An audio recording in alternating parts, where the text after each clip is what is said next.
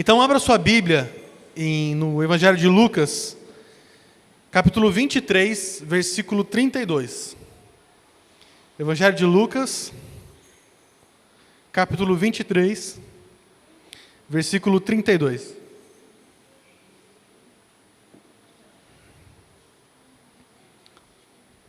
O operador hoje da mídia eu vou dar trabalho para você, viu? E vocês sabem que eu não tenho medo de Bíblia, né? A última pregação, quem acompanhou, vocês viram que texto não faltou. Mas amém. Vamos lá. Lucas 23, versículo 32. Diz assim. Antes de ler, eu vou só passar o contexto. Jesus tinha acabado de encerrar a Via Dolorosa. Via Dolorosa é aquele momento em que Jesus sai de Getsemane, passa por todo aquela série de julgamentos, e aí ele é condenado à cruz, né? Pilatos lava as mãos, o povo pede a crucificação dele, então ele vai lá, carrega a cruz, passa pela via e chega a um lugar onde ele vai ser crucificado. E aí a gente continua a partir daí. 2 outros homens, ambos criminosos, também foram levados com ele, Jesus, para serem executados. Quando chegaram ao lugar chamado Caveira, Gólgota, ou Calvário, ali o crucificaram com os criminosos, um à sua direita e o outro à sua esquerda. Jesus disse: Pai, perdoa-lhes, pois não sabem o que estão fazendo. Então eles dividiram as roupas dele, tirando os sortes. O povo ficou observando e as autoridades o ridicularizavam. Salvou os outros, diziam. Salva-se a si mesmo, se és o Cristo de Deus, o escolhido. Os soldados aproximaram-se também, zombando dele, oferecendo-lhe vinagre. Diziam: se você é o rei dos judeus, salva-se a si mesmo.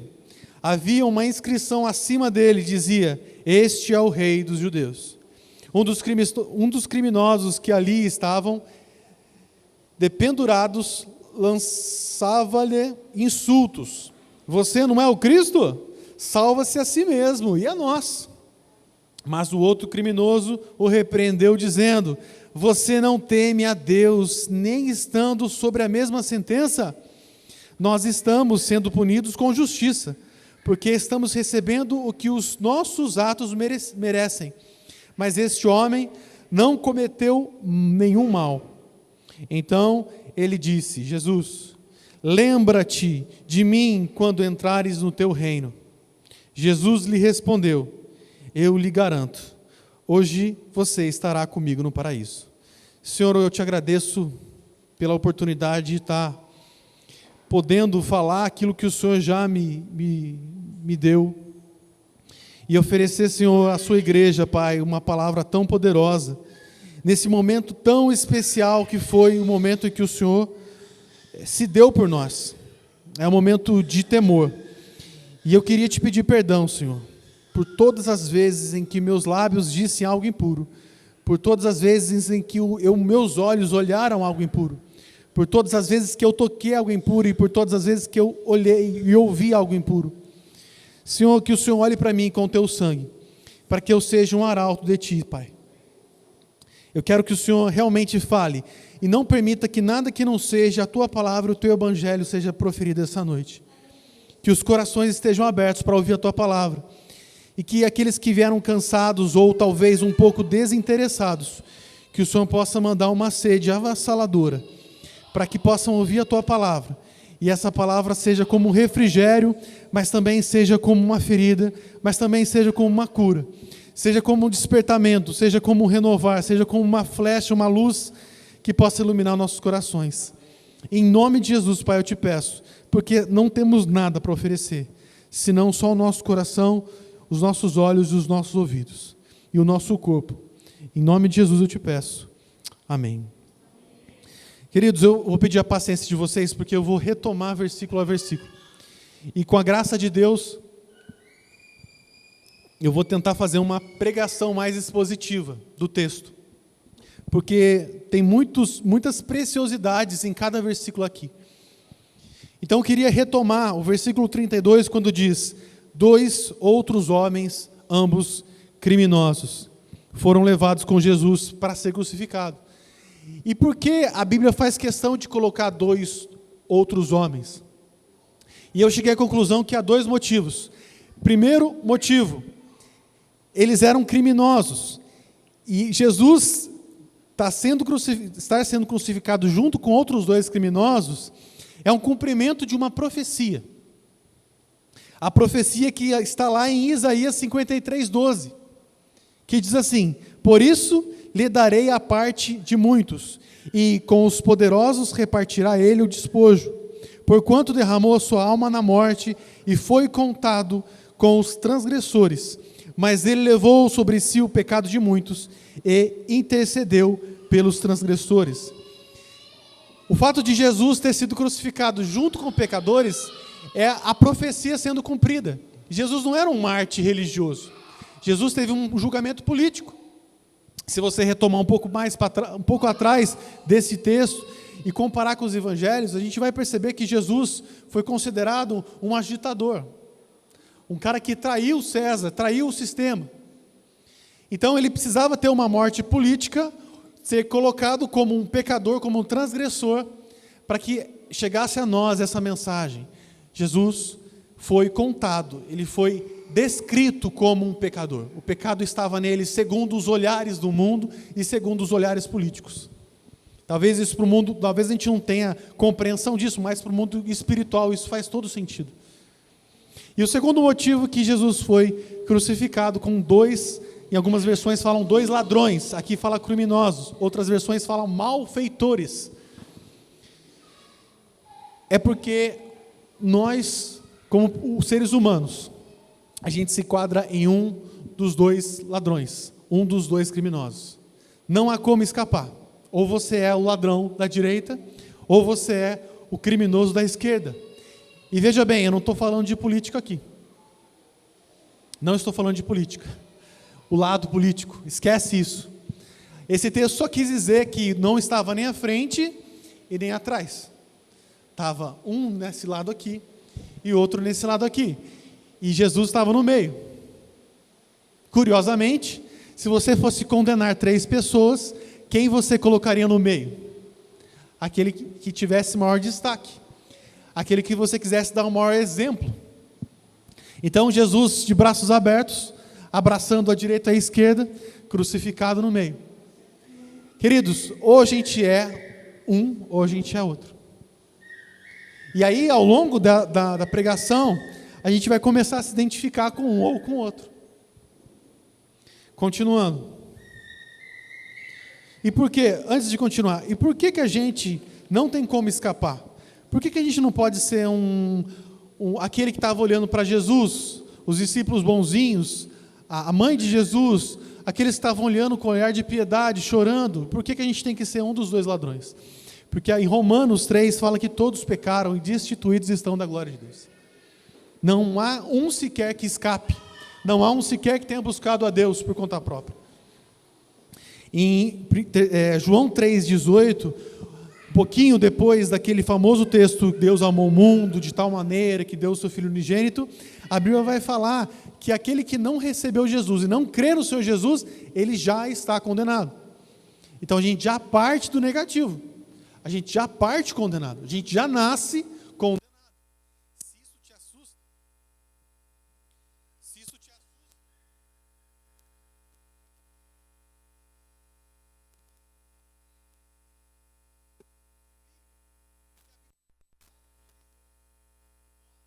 já nascemos pecadores. Esse é o Evangelho de Deus. Nós já nascemos condenados. Quer queira, quer não. Ainda que seja uma criança inocente, há maldade dentro dela. E ao longo da ministração você vai entender como isso faz todo sentido por conta de uma figura que Jesus remete durante a sua crucificação. Vamos continuar caminhando aqui. Versículo 33. Quando chegaram ao lugar chamado Caveira, ou Calvário, ou Gólgota, ali o crucificaram com os criminosos, um à sua direita e outro à sua esquerda. Jesus disse: Pai, perdoa-lhes, pois não sabem o que estão fazendo. Então eles dividiram as roupas dele, tirando sortes. por que que Lucas imaginou que fosse importante os guardas arrancarem a roupa de Jesus para dividir no par ou ímpar, joquem-pô, dado, seja lá o que for.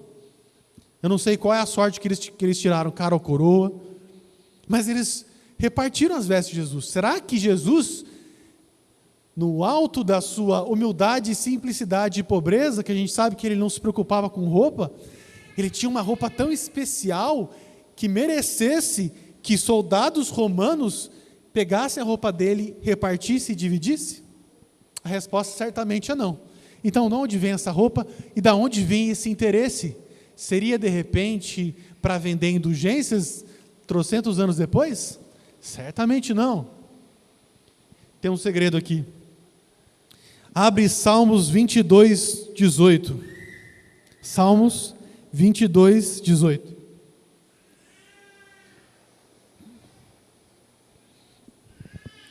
Nada do que é escrito e nada do que acontece é à toa. Jesus precisava vir e ele precisava ser confirmado como Messias. Os judeus que entendessem a palavra e que lessem a palavra, iam olhar os acontecimentos e aos poucos eles iam, mais uma profecia se cumprindo, mais uma profecia se cumprindo, até que bingo, se cumpriu todas, ele é o Messias. Faltou entendimento. É por isso que o povo pecava por falta de entendimento e do poder de Deus. Salmo 18, 22, 18. Esse salmo é fantástico, viu, gente? É um salmo messiânico. Diz assim a palavra do Senhor. Deixa eu ver aqui antes que eu me... Deram-lhe fel por mantimento. Não, li errado, desculpa, perdão, aqui em cima. Repartiram entre si as minhas vestes e lançaram sortes sobre a minha roupa. O salmo davídico, que é um salmo messiânico, já profetizou que os guardas iam repartir as sortes, a roupa de Jesus. Mas ainda eu fiquei na dúvida sobre o valor da roupa. Será que Jesus se preparou com a roupa, uma roupa cara para ser crucificado? De repente a mulher que quebrou o vaso, o braço e ungiu o pé de Jesus, de repente tinha comprado também uma roupa boa. Mas não, esse mistério se resolve um pouco antes. Herodes vestiu Jesus. Sim, Herodes vestiu Jesus como rei para satirizá-lo. Não bastasse a coroa de espinhos, não bastasse tampar os olhos dele, começaram a bater para ele adivinhar quem era, e ainda satirizaram com umas vestes. Mal sabia Herodes que Deus estava usando toda a sua malícia, toda a sua a sua mente perversa e toda a sua sátira para poder se cumprir uma profecia da palavra de Deus. Então essas vestes eram sim preciosas. Essas vestes eram dadas por um governador local, instituído por Roma, Herodes. E Jesus estava vestindo aquelas vestes. E certamente ele deve ter ficado nu, ou com pouquíssimas vestes, quando foi crucificado. O que nos revela o tamanho a vergonha, tamanha humilhação que o nosso rei sofreu por mim e por você. Vestes rasgadas e divididas. E ainda continua a crucificação. Versículo 35. O povo ficou observando, em algumas versões, olhando, e as autoridades o ridicularizavam. Fiquemos nesse trecho. O povo ficou olhando, observando. Me parece algo até um pouco óbvio.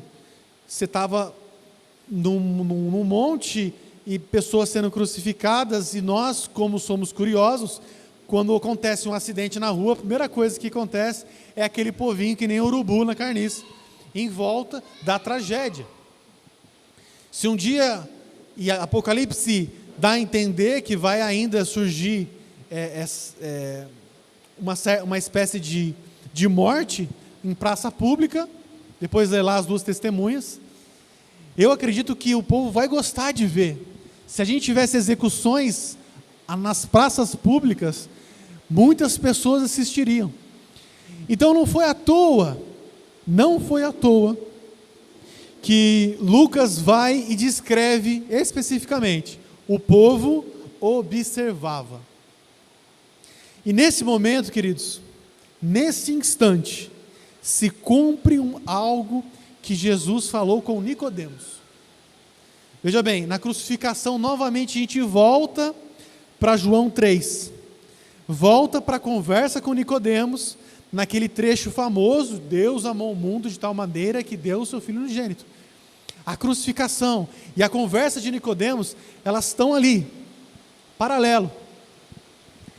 Durante a conversa com Nicodemos, Jesus disse para ele o seguinte, João 3,14: da mesma forma que Moisés levantou a serpente no deserto, assim também é necessário que o Filho do Homem seja levantado, para que todo aquele que nele crê tenha a vida eterna. O que me desperta aqui não é o fato de Jesus ter sido levantado, mas é que depois que ele for levantado, o povo o observou. E não sei quem lembra da história, mas o que significa essa serpente de bronze levantada? Como se deu essa circunstância? Eu não vou abrir o texto, porque senão a gente teria duas pregações em uma. Mas para quem gosta de anotar, e para que fique registrado, Números 21, de 4 a 9. Se você quiser acompanhar com a Bíblia aberta, não tem problema. Mas eu vou falando e você vai acompanhando aí. Números 21, 4. É o momento em que Moisés estava tendo um trabalho com o povo. E o trabalho era intenso. Eles tinham acabado de sair do Egito. Eles estavam passando pelo, literalmente, deserto. Como a gente gosta, né? O crentez gosta de falar: estou passando pelo vale, estou passando no deserto. E aí eles estavam passando por um deserto. Eles tinham acabado de ganhar uma batalha muito importante, difícil. Deus pede para eles mudarem um pouco o percurso. Talvez essa mudança, esse desvio do percurso, trouxesse para eles muita dificuldade. Mas eles já estavam cansados do maná. Eles chamaram o maná de vil, o maná de comida de doente, o maná de comida de hospital. Sabe aquela vez, nossa, que comida meio sem graça, comidinha de hospital? E talvez é o que é bem mais, talvez seja um banquete perto de muitos crentes têm comido. Muitos crentes perseguidos por aí, muitos crentes em países assim, calamitosos, e a gente reclamando da comida do hospital. Mas enfim. E aí eles começaram a reclamar desse maná. E aí Deus mandou serpentes abrasadoras.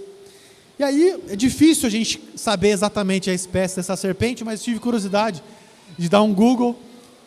E o que me levou mais ou menos a essa serpente é a serpente, a Najaage do Egito, que é uma serpente marrom quase avermelhado, e a neurotoxina dela causa paralisia.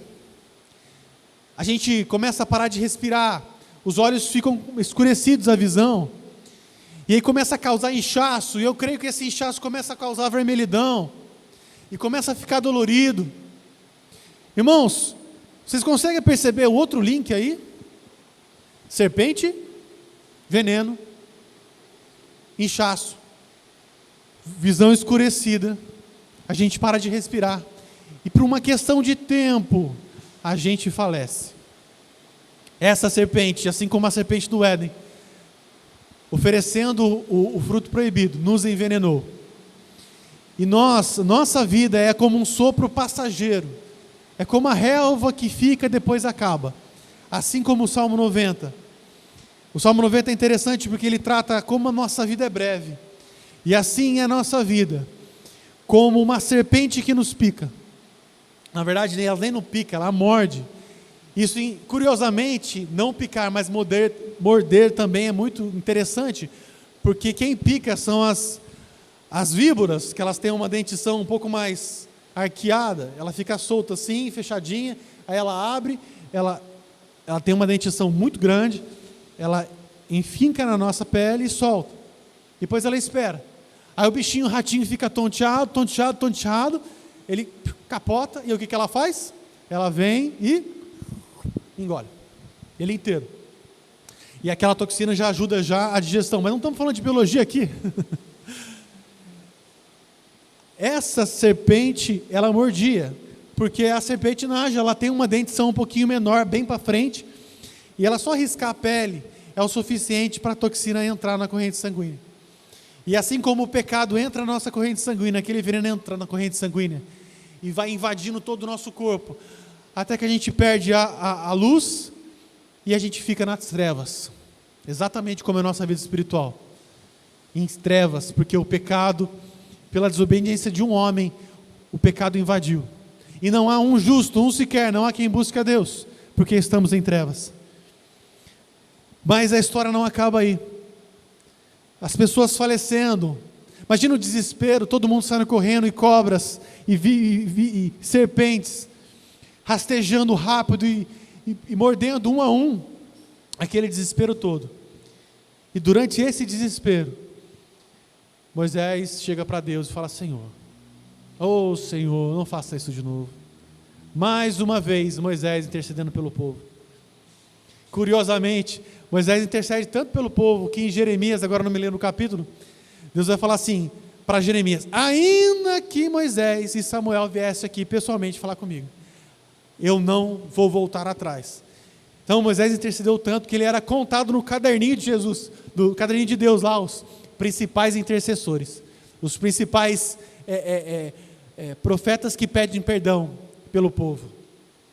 Moisés vai lá, fala com Deus, fala: Deus, tem misericórdia, de novo, eu vou pedir a sua graça e misericórdia, porque o povo está morrendo, o desespero é muito grande. E Deus fala assim: Moisés, o que você vai fazer? Você vai fazer a cobra que picou, esse pecado, essa causadora de todo mal, você vai fazer ela, você vai colocar numa haste, e você vai levantar, e todos que olharem para aquela serpente de bronze, será curado da sua enfermidade. Irmãos, o que tem a ver olhar para um bronze e ser curado? Se fosse para fazer um chazinho de bronze, diria: talvez bronze tenha poderes curativos. Se fosse para olhar a serpente e mastigar uma erva, poderia dizer: é só um ritual que Deus quis ensinar. Mas o que estava acontecendo ali era um milagre.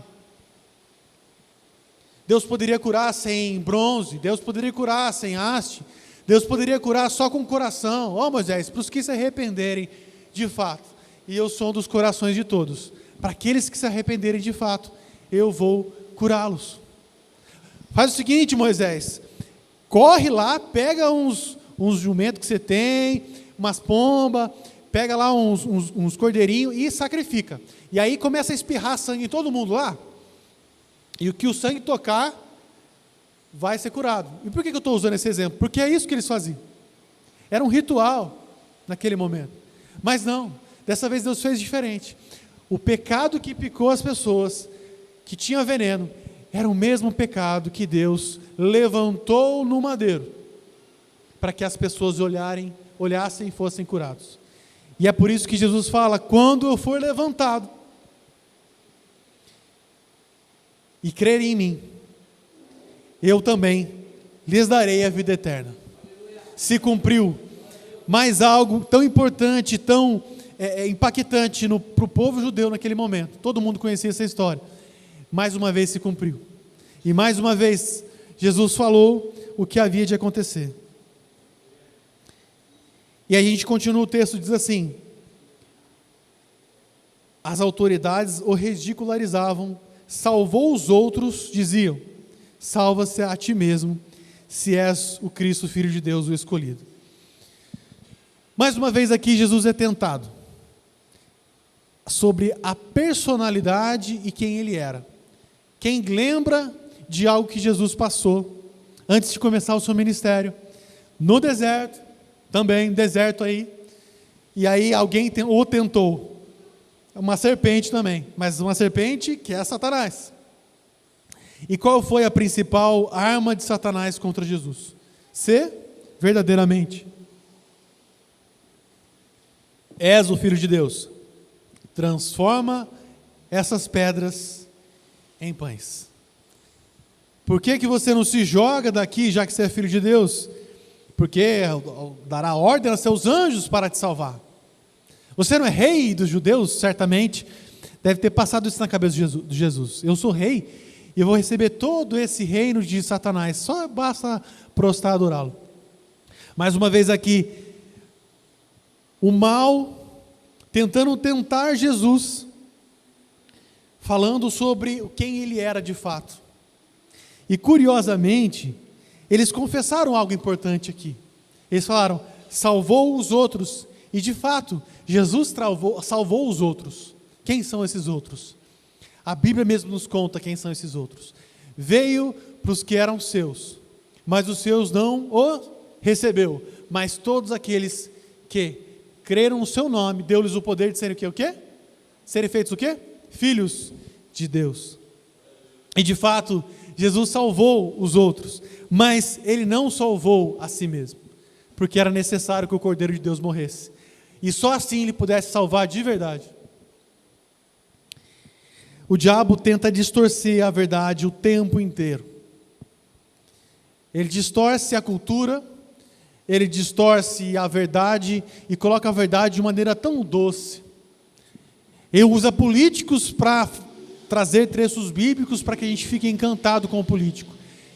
E comece a colocar nesse político o Messias, que deveria ser Jesus, mas colocou um Messias político. Ele distorce a verdade para que a gente pare de buscar santidade, pare de buscar renúncias importantes para o nosso crescimento e para a nossa forja como caráter, para nos colocar um pouquinho de vitória, um pouquinho de conforto, um pouquinho de triunfo, até mesmo porque, se nós somos filhos de Deus, nós não podemos ficar doentes, nós não podemos passar por necessidades, nós não podemos passar por insultos, porque somos filhos de Deus. Somos triunfantes nessa terra. Será? Vamos continuar lendo aqui, a gente chegar na conclusão depois? Irmãos, a frase correta para um leitor de Bíblia e para um leitor das Escrituras nesse momento seria: ei, ele escolheu não salvar a si mesmo para salvar os outros. E justamente porque ele não quis se salvar para que pudesse salvar os outros, que o torna o Cristo de Deus, o escolhido. Vendo como a verdade foi distorcida aqui? Não é se ele é filho, ele salvou a si mesmo, salva a si mesmo e salva os outros. Não, porque ele é o escolhido e porque ele é o Cristo, ele se entrega voluntariamente, para que assim possa salvar os outros, possa salvar a humanidade. Versículo 36. Os soldados, aproximando-se, também zombaram dele, oferecendo-lhe vinagre. Poxa, Lucas, que legal, vinagre. O que vinagre tem a ver com a história?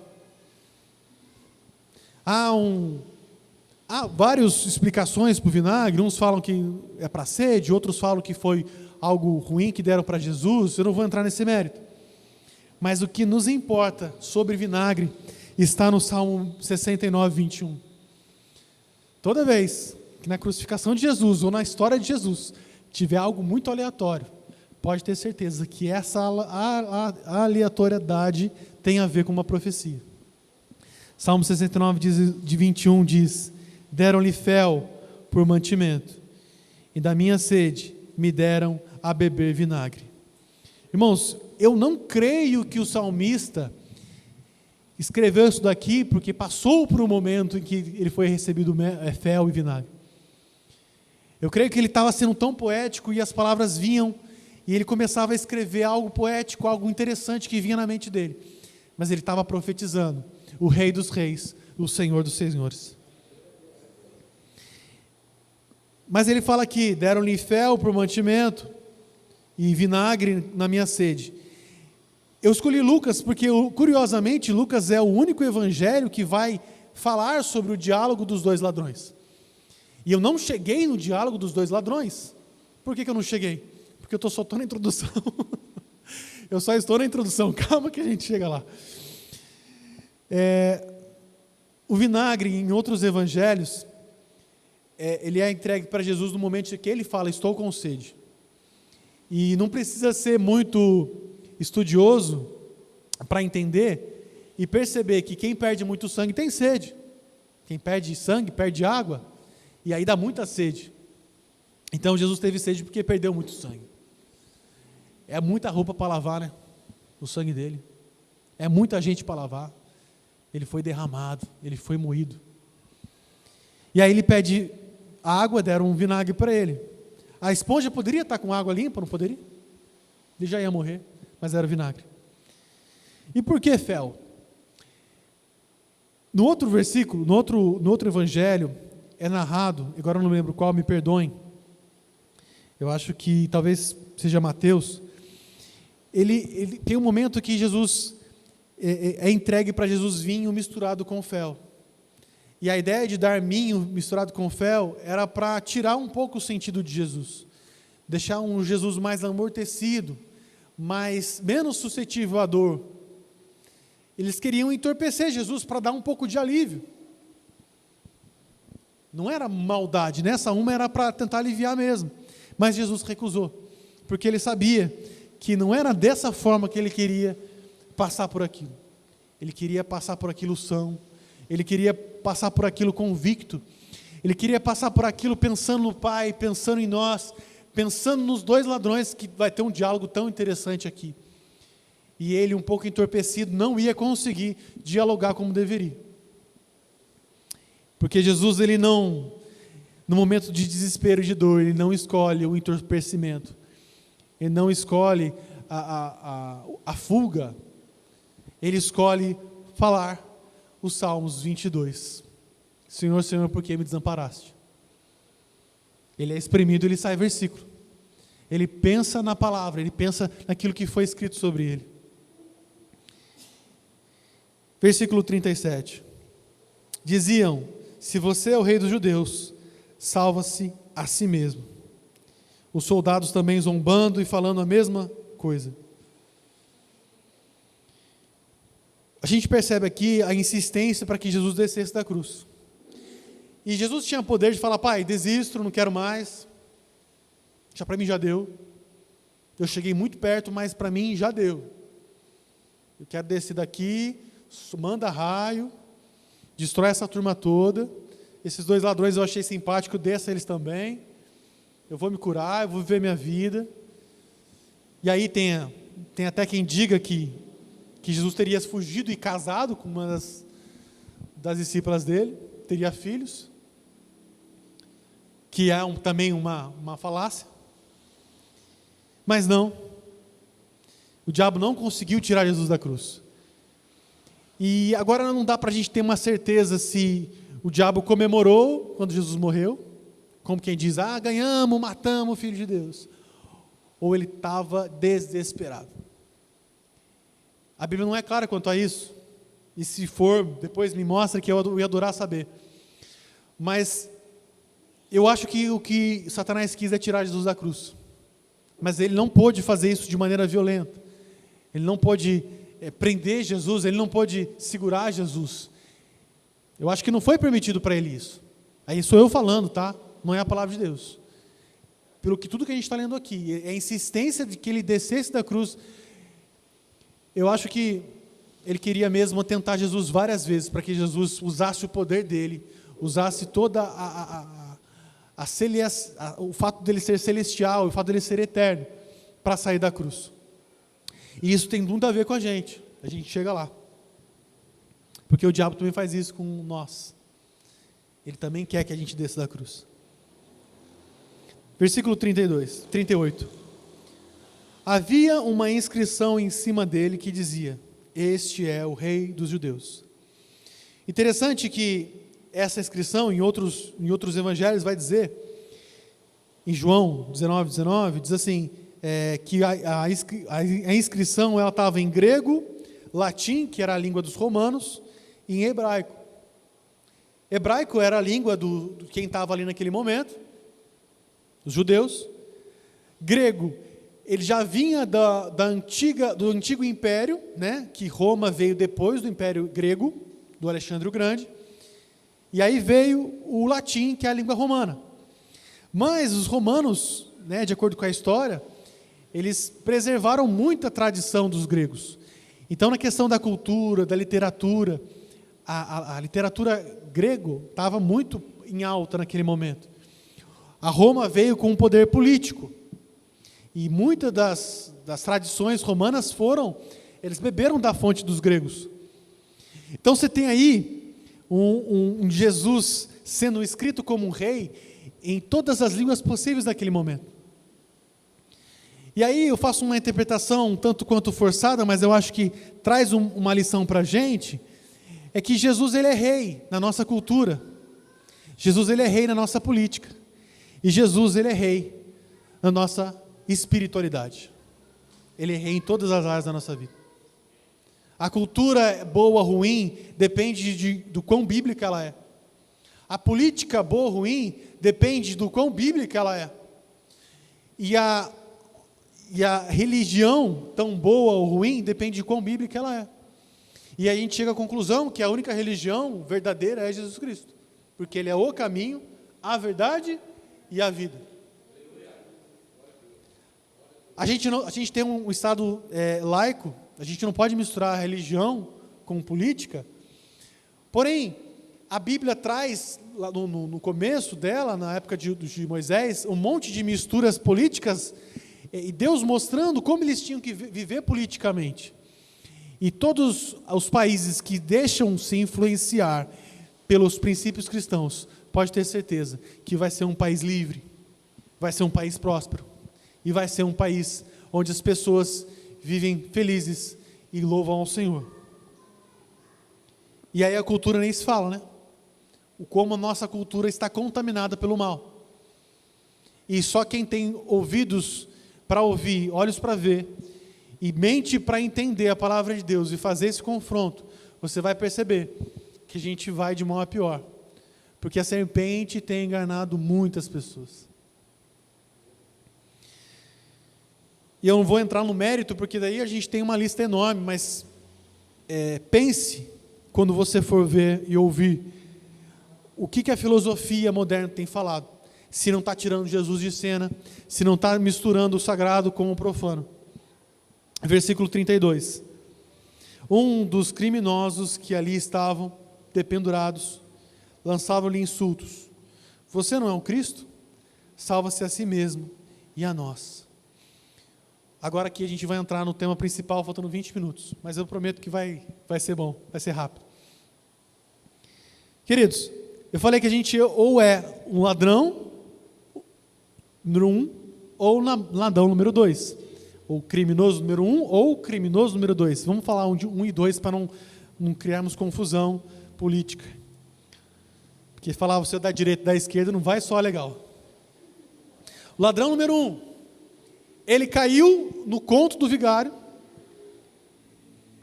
e repetiu o que os ladrões, os soldados romanos já haviam falado para Jesus. Ele replicou. Ele caiu na história da carochinha. Ele foi convencido de que Messias tinha que ser político mesmo. E talvez, como salteador, como ladrão, e aquele império de Roma, sufocando os judeus, ele tinha a ideia de que não, Jesus vai vir aqui, cara, ele vai destruir Roma inteiro, ele vai se sentar no trono, e aí vamos subjugar as nações, e Roma vai ver a gente no palco, e eles vão falar, não ajudou a gente. Caiu nessa história da carochinha, e buscou um Jesus político. Ele buscou aquele Jesus que saísse da cruz e falasse, eu tenho poder, eu sou a força, e está aqui, vou desamarrar você, vamos junto, lutar com Roma. Irmãos, o que me chama a atenção foi um pedido de salvar a nós também. Por quê? Tudo bem, Jesus se salvar porque Ele era todo poderoso, ok, mas por que tinha que salvar eles também? Será que um desses salteadores, ele era inocente? Acho que não. Ele estava cumprindo a pena dele. Se Jesus era justo, era rei, ele se livrava e falava: querido, a paz do Senhor, mas eu estou seguindo o meu caminho e você está pagando o que você cometeu, e eu sou um rei justo, então vou sair só eu. Não era o que se espera de um rei justo? Sabe o que isso revela? Que ele não estava arrependido. Não estava arrependido. Ele não estava disposto a ser disciplinado pela lei. Ele não estava disposto a pagar o preço pelo pecado dele.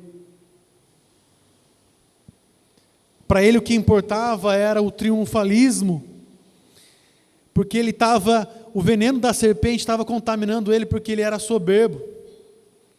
Porque talvez ele achasse que ele estava cumprindo uma justiça social, até porque Roma estava ali injustamente. Ele não queria pagar o preço do seu pecado, o preço do seu crime.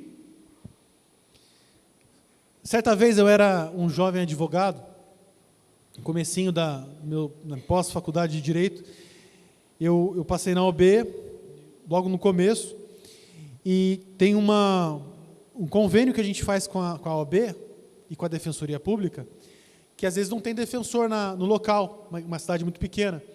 Então, a gente fazia uma inscrição e aí o juiz nomeava a gente para atuar num caso de quem não podia contratar advogado.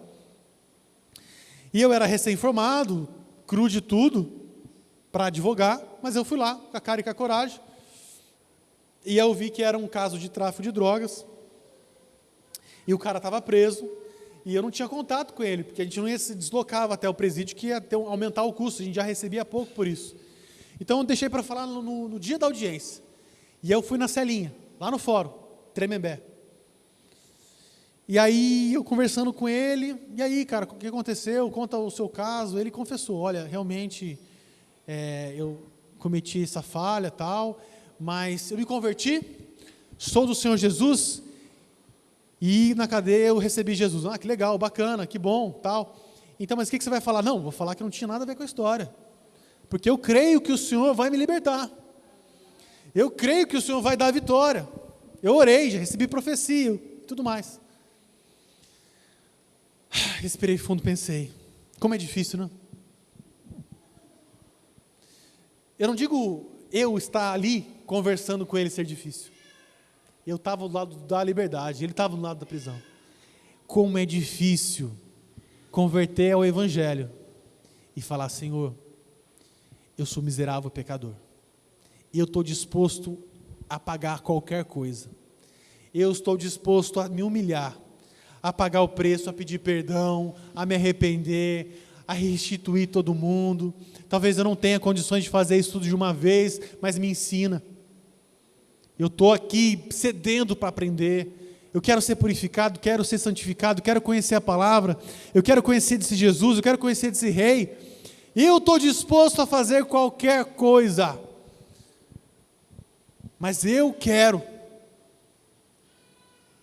te encontrar, tendo a convicção e a certeza que o Senhor me libertou, me lavou e que a minha vida antiga está livre. E a gente tem exemplos bíblicos de gente que se rasgou na presença de Deus. E um dos melhores exemplos para a gente perceber isso é Saul e Davi. A diferença, quando um peca, ele já com remorso já fala que pecou, mas daí já pede para fazer uma cerimônia para honrá-lo perante o povo. Ele peca, mas daí ele confessa, mas daí dá desculpinha. Não, mas veja bem, eu fiz isso porque eu guardei esses melhores animais, e eu guardei esse rei, porque a gente vai sacrificar o Senhor. Quer dizer, eu sou tão pecador assim, mas eu pequei. Não existe isso, gente.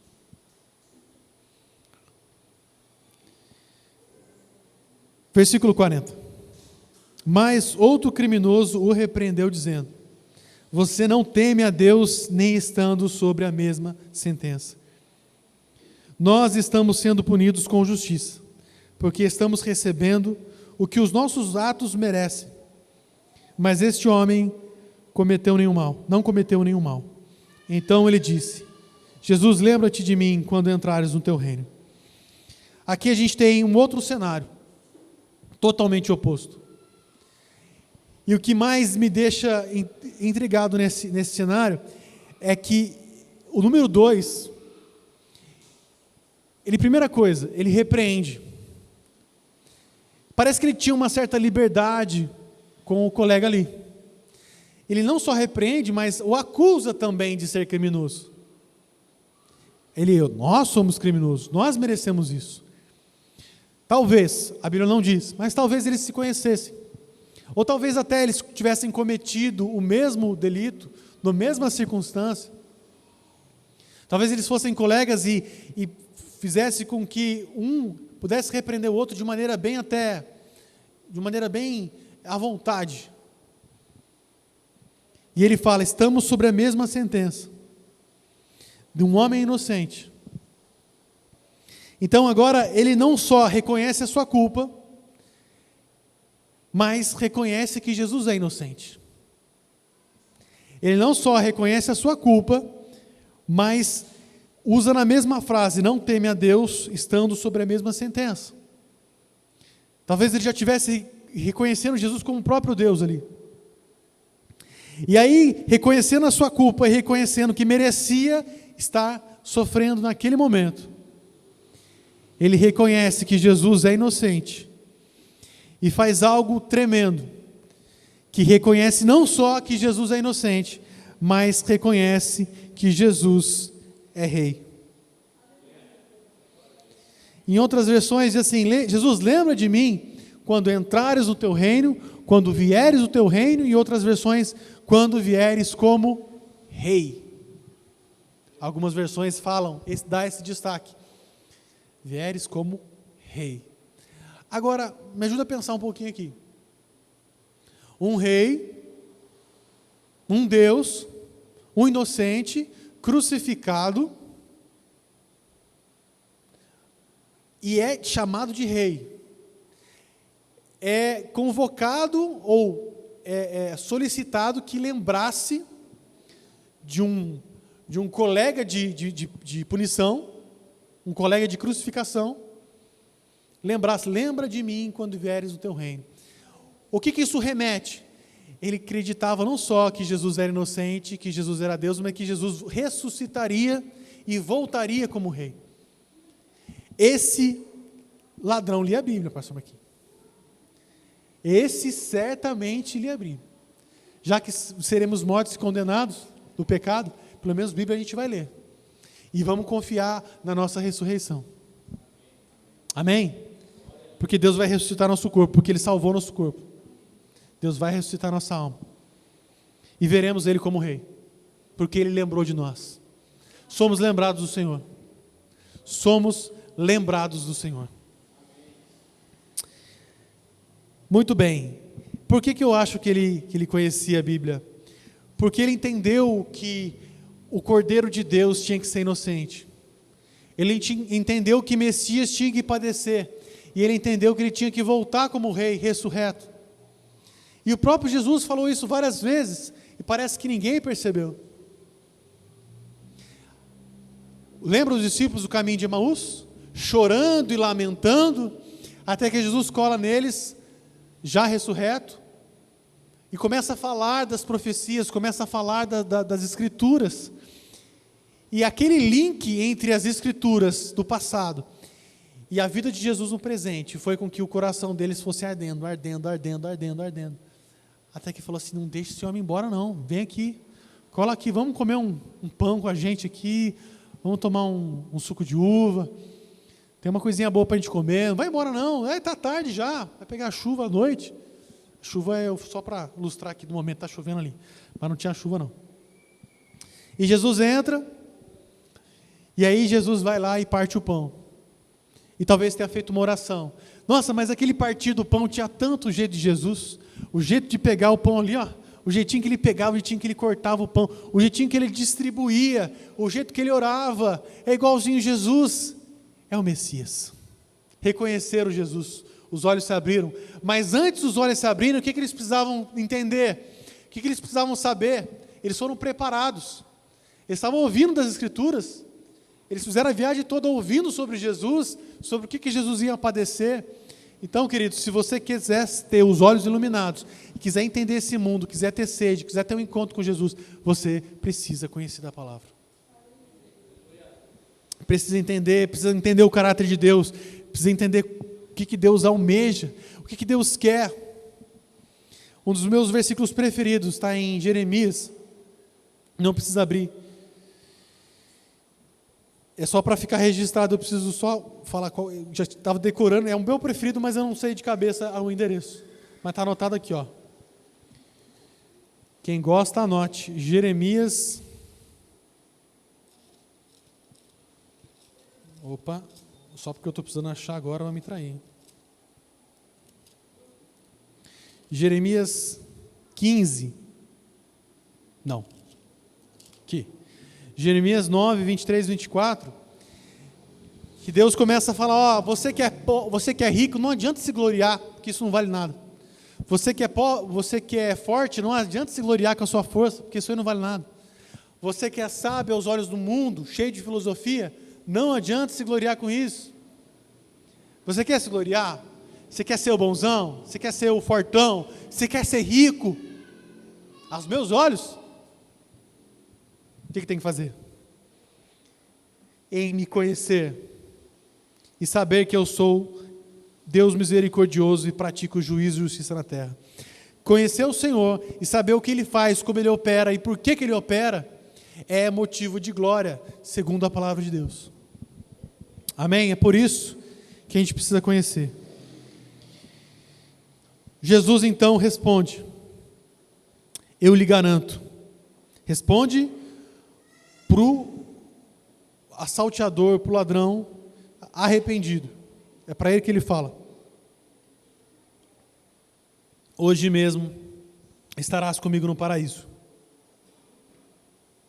A gente cantou aqui uma música tão linda. Aonde eu quero estar? Eu quero estar em tua presença. Mas o que acontece, né? A presença de Deus. A presença de Deus no mundo não atrai.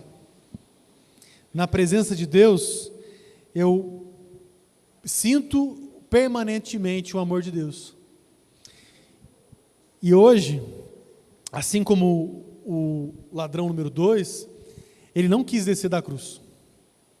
Ele não quis que Jesus descesse da cruz. Ele não queria um Jesus poderoso que livrasse ele de Roma, mas ele queria um Jesus rei ressurreto, que fosse o único capaz de pagar a pena dele, o castigo do pecado, mas que pudesse trazer para ele a oportunidade de ser crucificado junto com Jesus. Ele não pediu, Senhor, livra-me da cruz, porque eu estou sofrendo demais, porque está doendo muito. Ele só falou, Senhor, lembra-te de mim quando entrares no teu reino. Ele estava disposto a pagar aquela pena dele, mas ele só queria ser lembrado. E talvez, assim como Jesus teve várias ofertas para descer da cruz, hoje a maior oferta que tem hoje no meio gospel é que a gente desça da cruz. É que a santificação e o desejo de viver confortáveis fale mais alto. Não que a gente precise viver desconfortável, não é isso. Mas a Bíblia que a gente deve ler, ela nos exorta e nos empurra, nos convida a uma vida onde a vontade de Deus prevaleça. E a vontade de Deus é que nós sejamos santos. A vontade de Deus é que a gente tenha um olhar para as coisas espirituais e busque primeiramente o reino dos céus. A palavra de Deus e a vontade de Deus quer que a gente o busque e o conheça. E rejeite ofertas que muitas vezes nos levam a um caminho que parece bom. Mas como é que a gente sabe o caminho bom e o caminho errado? Se você tem o Espírito Santo, e creio que você tem, você nitidamente vai perceber quando a sua carne está contrária àquilo que o Espírito Santo está te conduzindo. E Jesus nos convida várias vezes a carregar a nossa cruz, mas talvez qual seria a nossa cruz? A gente não precisa mais literalmente carregar uma cruz. A gente não vai morrer, obviamente, numa cruz. Embora tenha cristão que tenha morrendo, tenha sofrendo, mas talvez a nossa cruz seja largar algo que para a nossa carne faça muito sentido, mas para a vida de Deus não faça.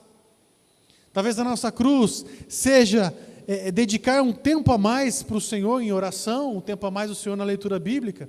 Talvez a nossa cruz seja largar um pecado que nos satisfaz e nos leva ao entorpecimento, mas Jesus negou o fel, e a gente precisa negar esse entorpecimento, seja pornografia, seja bebida, seja cigarro.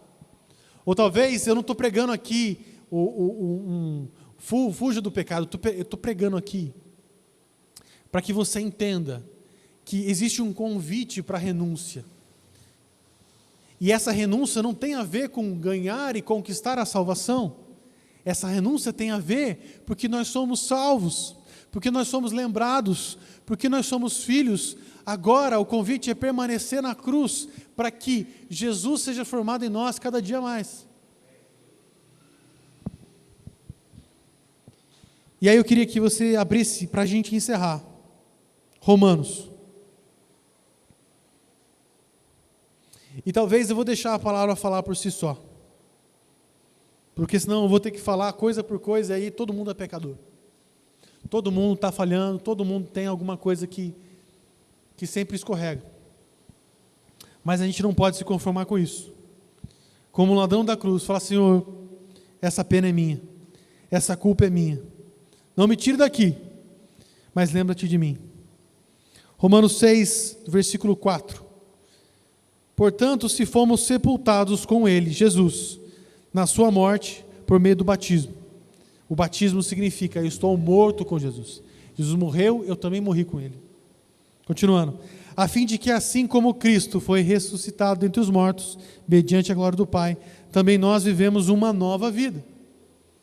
Então a gente morre com Jesus e é ressuscitado com Ele. A gente não olha Jesus morrer e fala: Deus, obrigado, hein? Vou tocar minha vida agora. Não, a gente morre com Ele. Se dessa forma formos unidos com Ele na morte, ou seja, morremos juntos com o Senhor, certamente também, para os que morrem com Jesus e sofrem como Jesus, e que aceita a convocação da cruz, também vai ser ressuscitado com Jesus. Vai ressuscitar junto com Jesus com a mesma glória. Pois sabemos que o velho homem foi crucificado com Ele. O que a gente era já não é mais. Porque o corpo do pecado, para que o corpo do pecado seja destruído, e não mais sejamos escravos do pecado. Ou seja, não existe mais o pecadinho de estimação, não existe mais aquela deficiência ou aquele jeitinho difícil. Existe o poder de Deus para nós prevalecermos e conquistarmos o caráter de Jesus. Pois quem morreu foi justificado do pecado. Ora, se morremos com Cristo, cremos também que com Ele viveremos. Pois sabemos que, tendo sido ressuscitado dentre os mortos, Cristo não pode morrer outra vez, pois não está sob o domínio dele. A morte não tem mais domínio sobre ele. O corpo de Jesus glorificado não vai morrer nunca mais. É um corpo celestial. E é esse corpo que vamos ganhar, porque Ele pagou o nosso preço e porque estamos com Ele na cruz. Porque morrendo, Ele morreu para o pecado de uma vez por todas, mas vivendo, vive para Deus. Da mesma forma, consideramos mortos para o pecado, mas vivos para Deus em Cristo Jesus. Portanto, não permitam, agora é a parte que eu estava falando. Portanto, não permitam que o pecado continue dominando os seus corpos mortais, fazendo que vocês obedeçam os seus desejos. Esse é o ponto em que a gente é convidado para descer da cruz. Esse é o ponto em que a gente não pode se conformar com o nosso jeito, mas falar assim: Senhor, eu quero ser transformado, eu quero ser igual a Ti, eu quero amar a santidade. Porque muitas vezes a gente não ama a santidade. Eu não amo a santidade muitas das vezes. Às vezes o pecado e a promiscuidade é muito mais atrativo. Mas eu quero amar o que é santo. Embora eu não consiga, mas Espírito Santo me ajuda a amar o que é bom, me ajuda a gostar do que é agradável. E aí eu quero fechar com Romanos 8, versículo 16. O próprio Espírito testemunha com o nosso Espírito que somos filhos de Deus. Como eu sei que eu sou filho de Deus? Porque o Espírito está testificando que você é filho de Deus. E se somos filhos de Deus, versículo 17, então somos herdeiros. Reinaremos com o Senhor. Herdeiros de Deus, co-herdeiros com Cristo. E se de fato participamos dos sofrimentos, para que também participemos da sua glória. Em outras versões, se com ele sofremos, também com ele seremos glorificados. E talvez isso esteja um pouco distante da nossa realidade, e talvez muito mais perto da realidade de Paulo, porque Paulo começou ali a levar o evangelho, e a mesma perseguição de Jesus, que Jesus passou, certamente Paulo também passaria. Então Paulo estava dizendo assim: gente, aguenta firme, vocês também vão sofrer como Jesus, vocês também vão ser insultados como Jesus, possivelmente também crucificados como Jesus. Só que a gente está no século 21. Como que eu prego essa mensagem no século 21, onde a gente tem celular, a gente tem água encanada, a gente tem liberdade, a gente tem Bíblia? Vai ficar muito figurado, vai ficar muito vago o que é perder a vida, o que é ser crucificado na cruz. Fica bonito, mas no dia a dia não é assim que funciona. No dia a dia o despertador toca, eu tenho que decidir se eu vou acordar ou se eu vou dormir mais um pouco. Só que quando eu acordo e vou trabalhar, o trabalho muitas vezes não é o tanto que eu quero ganhar, não é o trabalho que eu quero estar. Tem gente chata, tem gente ímpia, tem crente chato, religioso, mas também ao mesmo tempo tem gente ali que fala palavrão o dia inteiro. E ainda tenho que dar conta do meu marido folgado, ou tenho que dar conta da minha mulher chata, que fala demais na minha cabeça. Ainda tenho que dar atenção para as crianças. Mas aí eu estouro com as crianças, a criança está chorando, eu me sinto culpado. Mas também se eu ficar pedindo desculpa toda hora, vai achar que eu sou um pai mole, uma mãe frouxa. Essa é a realidade. Essa é a nossa realidade. E como é que a gente vive essa santidade, como é que a gente vive esse convite de sofrimento, como Jesus sofreu, dentro desse mundo? Estão percebendo que às vezes o cristianismo está muito mais nos detalhes do que na filosofia? E como aplicar todo esse pensamento, toda essa ideia e todo esse convite cristão que as pessoas estão esquecendo. E não cair no conto da serpente, que é: olha, você está aqui para o bem-estar. O seu ano hoje vai ser o melhor ano da tua vida. Será? E se não for? Aí eu te pergunto, precisa ser o melhor ano da vida num ponto de vista humano? Talvez o melhor ano da sua vida seja um ano mais de deserto e de dificuldade, mas vai ser o ano que o Senhor mais vai estar perto de você. Porque você vai ser lembrado. E por que você vai ser lembrado? Porque você não quis descer da cruz. Como assim não quis descer da cruz? Eu continuei amando meu marido. Eu continuei amando a minha esposa. Eu continuei me esforçando para ser o melhor pai. Eu continuei me esforçando para que o meu filho veja Cristo em mim. Eu continuei me esforçando para que o meu local de trabalho fosse de alguma forma visto pelas pessoas como Jesus estivesse ali. Eu não me conformei em saber pouco de Bíblia e orar pouco, porque eu quis viver o Evangelho e tomar minha cruz e seguir Jesus. Queridos, eu acho que eu creio que o Senhor fala individualmente com cada um aqui. E não precisa ser através das minhas palavras, mas através da sua mente e daquilo que Deus tem mostrado para você. Muitas vezes eu vou para uma direção e Deus fala totalmente diferente. Mas eu queria terminar dizendo o seguinte: a cruz dos ladrões os levaram ao sepulcro, mas a cruz de Cristo levou o ladrão crente ao paraíso. Amém? Vamos ficar de pé?